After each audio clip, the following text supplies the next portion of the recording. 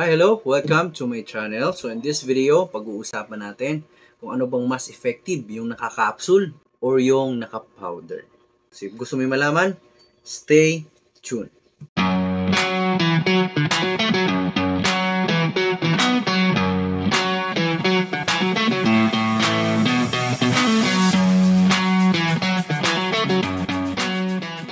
Meron tayong tatlong lagayan ng barley.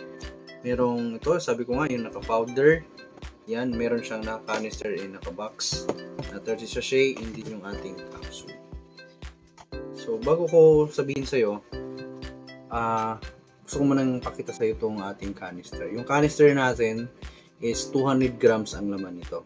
Good for 2 months na siya. So, may kasama na tong scooper. Yan, ito yung scooper niya. Okay. So, ang kagandahan dito, naka-sealed talaga to. Hindi siya madaling mabuksan. Hindi siya madaling mabasag. Meron din tayong box na 30 sachet. So, ang laman ng isang sachet is 3 grams. Okay, katumbas siya ng isang scoop ng ating canister. Ito. And, meron din tayong, ito yun, yung capsule. Capsula.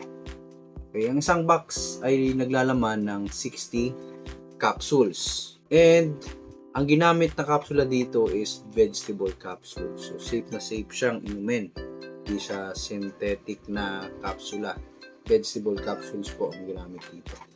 So ang 6 na capsule ay katumbas ng isang sachet ng ating box, or katumbas din siya ng isang scoop ng ating canister. So for me, in my case, lahat naman sila effective. But yung process is matagal talaga kung capsule ang gagamitin mo. Kasi, ang 6 na capsule is katumbas ng isang sachet. And alam naman natin na ang katawan natin is 75% water. So, pag liquid ang gamit mo, ginagawa mo siyang juice, kagaya ng ating powder, tinutunaw, mas mabilis siyang ma-absorb ng ating katawan, unlike sa capsule. Pero sabi ko nga, effective naman nating capsule, pero it takes time siya. Okay? Kaya kung meron kang like chronic disease na malala na yung sakit mo, dito ka na sa powder, canister or box ang gamitin. Pero for prevention ka lang, better to choose this capsule. Okay, so that's my explanation. Kung gusto mong mag-avail ng ating products, ang gagawin mo lang, check mo yung aking website.